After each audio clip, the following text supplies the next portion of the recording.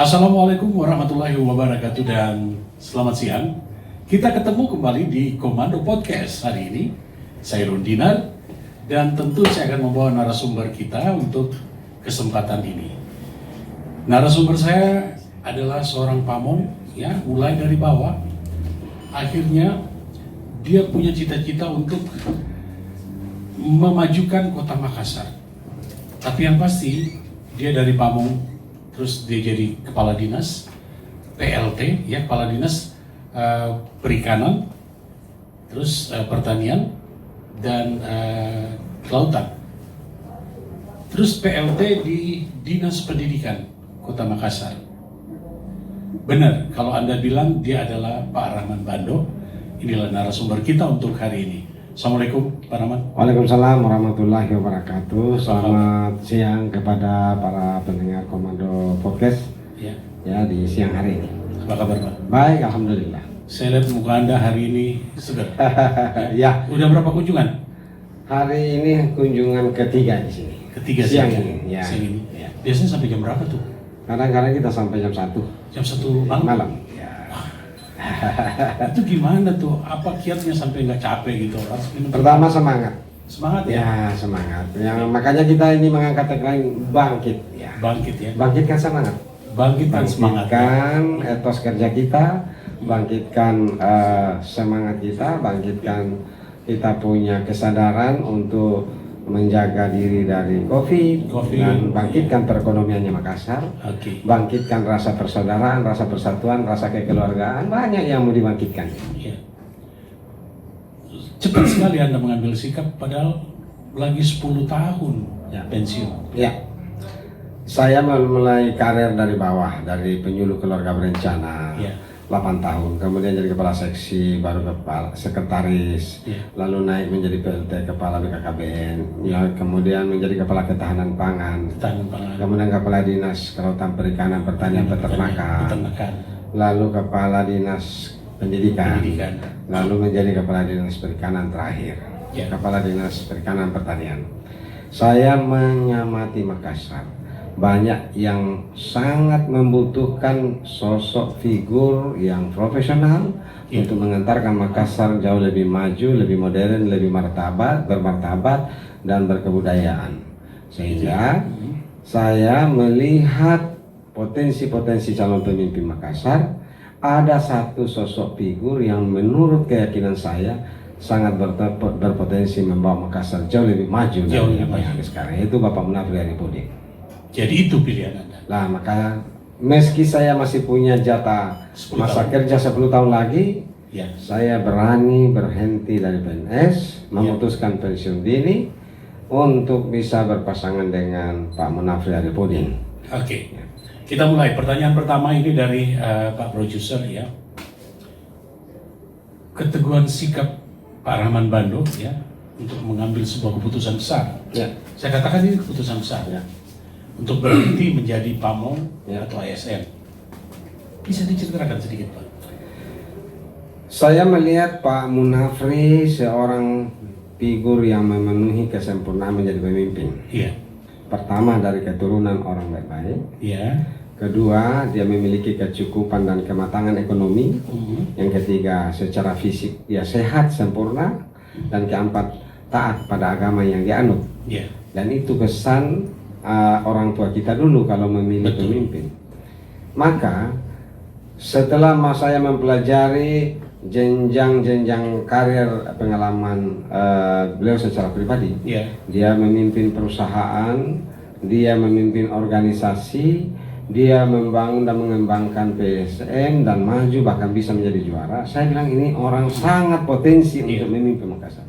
Satu-satunya yang perlu dilengkapi adalah dia harus didampingi seorang pamong senior yang memiliki pengalaman tata kelola birokrasi, tata kelola keuangan negara, dan tata kelola administrasi pemerintahan. Maka saya memberanikan diri untuk mau mendampingi beliau atas ajakan yang ditawarkan kepada saya, yang kemudian setelah kami berdialog berdiskusi dengan calon partai pengusung waktu itu, tidak satupun partai yang menolak kehadiran saya sebagai calon wakilnya Pak Munafri. Sehingga satupun ya? Tidak satupun. Saya datang ke Partai Demokrat, bicara dengan Pak Ara, Pak Abdi Asmara, ketua dan sekretaris. Mereka bilang begini, sebetulnya Pak Ara bilang, saya memiliki tiket menjadi calon wakil wali kota karena Partai Demokrat memiliki 6 kursi. Tetapi kalau Pak Munafri mendorong namanya Pak Rahman Bando, maka kami sangat senang hati dan legowo. Bahkan dia bilang kami buka karpet merah untuk Pak Rahman menjadi calon wakil wali kota. Begitu juga di P3 dan Perindo, tidak satupun kader-kader dan pengurus kedua partai itu yang melakukan penolakan terhadap nama saya ketika di Sorong. Karena itu saya bermusyawarah keluarga, istri dan anak-anak saya. Saya katakan, memang dari dulu saya bercita-cita, kalau saya sudah usia 50 tahun, saya cukuplah pengabdian untuk menjadi ASN. Dan saya mau kembali, awalnya mau kembali mengembangkan kegiatan usaha. Saya memang dari dulu menyenangi usaha-usaha pemberdayaan ekonomi kecil, menengah, dan koperasi bahkan. Tetap koperasi ya? Ya, saya pernah membangun koperasi bahkan mulai dari mahasiswa. Saya pernah menjadi sekretaris umum koperasi mahasiswa Seunhas. Ya. Kemudian saya pernah menjadi manajer simpan pinjam. Saya pernah menjadi manajer koperasi unit desa. Justru di saat-saat saya masih mahasiswa. Mahasiswa ya, udah. Ya ini memang patut kita contoh untuk para milenial. Ya. Pak Rahman ini masih mahasiswa, udah tahu gitu bagaimana caranya untuk bisa survive. Ya, itulah sebabnya waktu saya kuliah tidak satu pun pernah saya menuliskan surat ke orang tua untuk meminta biaya. Karena saya masuk ke Makassar langsung mencoba membuka usaha kecil dan akhirnya bisa berkembang dan saya bersyukur itu yang membuat saya bisa membiayai kehidupan sehari-hari termasuk biaya kuliah. Oke. Pak Rahman, kalau jadi 02 gitu, apa sih yang Pak Rahman lihat tentang Makassar yang perlu dibenahi, ya? Atau sudah cukup? Ya? Di Makassar ini banyak sekali problem gitu, dan menjadi PR gitu buat Pak Rahman kelak. Apa itu? Makassar ini ada beberapa masalah utama. Pertama ada kemacetan, ada langganan banjir atau genangan setiap tahun, persoalan sampah, pengangguran, dan pedagang kaki lima, keterbatasan lapangan kerja. Dan kalau Makassar ini kita kelola dengan biasa-biasa saja, tidak ada harapan untuk bisa lebih maju. Kenapa? Kita tidak ada sumber daya alam yang bisa diandalkan, Pak. Betul. Di sini tidak ada tambang emas, perak, apalagi batu bara dan nikel, tidak ada. Tidak ada ya. Di sini juga tidak ada perkebunan. Yang kita miliki cuma perairan laut. Itu pun terbatas. Sehingga kota ini harus kita bangun berdasarkan jiwa entrepreneur untuk mengelola, melipat gandakan nilai ekonomi dari potensi sumber daya alam dari daerah lain. Silahkan orang Bulukumba tanam kopi, silahkan mereka tanam vanila, tapi di Makassar kita bisa olah itu menjadi berlipat-lipat ganda nilainya. Silahkan orang di kampungku Enrekang Toraja tanam kopi, tetapi kita di sini bisa kelola sehingga kita bisa mendapatkan lapangan pekerjaan. Silahkan nelayan menangkap ikan di laut, tapi kita yang penduduk di darat ini harus ada upaya-upaya pengelolaannya agar bisa berlipat ganda nilainya sekaligus menjadi lapangan pekerjaan. Nah, kalau merujuk pada perjalanan histori nenek moyang kita, orang Bugis Makassar, kita paling terkenal dengan jiwa saudagar. Nah, jiwa saudagar inilah yang bahasa modernnya orang sebut dengan jiwa entrepreneur atau bakat pengusaha. Harus dibangkitkan di Makassar ini. Harus dibangkitkan untuk kita membuka lapangan kerja, untuk bisa kita mendorong pertumbuhan ekonomi, untuk bisa kita mengangkat kesejahteraan masyarakat. Oke, Pak Rahman, kalau lihat Anda terakhir adalah menjadi PLT di dinas, dinas pendidikan. Apa yang perlu dibenahi di sana? Dan saya dengar-dengar juga Pak Rahman punya punya kedekatan dengan desa nelayan gitu. Oh ya, Bisa ceritakan. Yang pertama di pendidikan, Ya. saya menemukan ketidakseimbangan secara kelembagaan antara lembaga sekolah dasar, Ya. lembaga SMP-nya, dan SMA-nya. Ini timpang sekali. Timpang sekali. Semakin ke atas semakin kurang lembaganya. Ya. Di Makassar ini sekarang ini 499 SD. Ya. SMP-nya yang negeri baru 55. Itu pun setelah saya dirikan 10 SMP tambahan negeri. Nah, ditambah SMP swasta 139 sekarang. Jadi totalnya baru sekitar 214 Ya. SMP. Tetapi kalau naik di jenjang SMA negeri di Makassar itu hanya 22. 22. Ya. Ditambah SMK 10. Di totalnya hanya 32 sekolah menengah atas negeri yang akan menampung alumni SMP yang jumlahnya tidak kurang dari 23 sampai 26 ribu setiap tahun. Ya. Nah, begitu juga dari SD. SD itu tamat antara 26-28 ribu setiap tahun. Ya. Daya tampung SMP negeri di Makassar itu sebelum saya tambahkan 10 hanya 12 ribu. 12.000. Pertanyaannya mau kemana nih orang anak-anak Makassar 14 sampai 16 ribu setiap tahun? Iya. Tentu jawaban kita yang singkat adalah masuk di swasta. Tetapi tidak semua keluarga kita mampu membayar biaya sekolah di swasta. Nah, itu. Maka harus kita tata ulang kelembagaannya. Yang kedua, kualitas pendidikan kita, terutama untuk setiap sekolah, sangat berbeda jauh, mencolok bedanya. Ya. Ada yang sangat lengkap, mulai dari laboratorium, perpustakaan, gurunya lengkap, kemudian fasilitas bangku, mejanya bagus, bahkan ber-AC. Tapi pada ruang-ruang yang lain, pada wilayah yang lain, jangankan AC, bangku saja ada yang sudah patah sandarannya masih dipakai. Tidak ada laboratoriumnya, apalagi perpustakaannya. Jadi bagaimana mungkin kita mau menuntut untuk meningkatkan kualitas anak-anak Makassar kalau sarana prasarananya saja tidak memadai.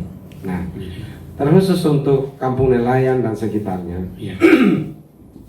konsentrasi saya memang ketika saya jadi Kadis Kelautan Perikanan Pertanian Peternakan di sektor kenelayanan adalah peningkatan kesejahteraan nelayan. Maka saya lakukan upaya-upaya pemberdayaan ekonomi masyarakat pesisir dan pulau. Maka saya buatlah kelompok-kelompok pemberdayaan ekonomi yang mengelola hasil-hasil kelautan dan perikanan yang nilainya misalnya kalau kita jual dalam bentuk segarnya, taruhlah misalnya ikan, mungkin dia dijual 20.000 per kilo. Ada yang 30.000 bergantung jenisnya. Tetapi kalau diberikan sentuhan tangan pengolahan, dia bisa bernilai 80 bahkan bisa 100.000. Saya misalnya contohkan ikan kaleng. Itu dibeli dari tembak-tembak, dibuat dari ikan tembak-tembak orang bilang. Satu keranjang atau satu bakul di pauter itu 50.000, Pak. Yang kalau dihitung di dalam satu bakul itu bisa mencapai 50 ekor. Ikan kaleng, sarden misalnya, ya maaf kalau saya sebut merek, itu 3 potong di dalam. 3 potong itu atau setiap potong itu 1/2 ekor. Nah, berarti 1,5 ekor. Kalau 50 ekor dibagi 2 itu kan 100. Dibagi 3 potong itu sama dengan 33 kaleng. Harganya sekitar 10.000 satu kali. Tadi 50.000 bahan bakunya, Pak. Artinya apa? Kalau ada sentuhan teknologi pengolahan yang 50.000 bahan bakunya tadi bisa menjadi 300.000. Artinya ada marginnya 250.000. Dikurangi kos produksinya kira-kira sekitar 70 atau sampai dengan 100.000, maka ada keuntungan yang bisa diperoleh oleh masyarakat yang mengelola itu sekitar 150.000 atau 3 kali lipat dari nilai bahan bakunya. Contoh lain misalnya, kopi biji Arabica, karena kebetulan saya kerja itu dijual ke eksportir hanya 50 sampai 65.000 per kilogram. Itu dalam situasi harga normal sebelum kopi. Sekarang ini malah di bawahnya. Tapi kalau kita masuk di gerai-gerai kopi bermerek, itu kita diminta bayar 50.000 per gelas, per cangkir. Satu cangkir. 1 kilo kopi biji itu bisa menghasilkan 50 cangkir kopi jadi atau siap minum. Coba bayangkan, Pak, 50.000 bahan bakunya. Kemudian kita minum 50.000 per cangkir, dikali 50 itu 2,5 juta Pak. 2,5 juta ya. Maka Makassar itu yang harus dia masuk di sektor pengolahan, sektor industri, sektor jasa. Kita tidak bisa kaya dengan sektor sumber daya alam. Kita tidak punya sumber daya alam, kita tidak punya tambang, tidak punya minyak, tidak punya batu bara, tidak punya emas, tidak punya perkebunan. Apa yang kita mau andalkan? Maka harus dibutuhkan pemimpin yang memiliki jiwa entrepreneur, menata kelola. Karena Makassar ini menjadi basis pemasaran, dia menjadi sentra pemasaran. Nah, kita di sanalah peluang besarnya. Beras dari Bugis dibawa ke Makassar, jagung dari wilayah selatan dibawa ke Makassar, sayur mayur dari Enrekang dan dari Malino serta Bantai dibawa ke Makassar. Kemudian hasil-hasil perkebunan dibawa ke Makassar. Nah, disinilah peluang besarnya pemimpin Makassar. Harus dia jadikan komoditas yang diproduksi di kabupaten lain menjadi sumber mata pencahariannya orang di Makassar ini. Oke. Ya, untuk Anda yang menyaksikan Komando Podcast, Pak Rahman izinkan saya setelah saya ngobrol 3 pertanyaan, saya sudah harus memanggil Bapak Wakil Wali Kota Makassar. Amin. Terima kasih banyak. Iya.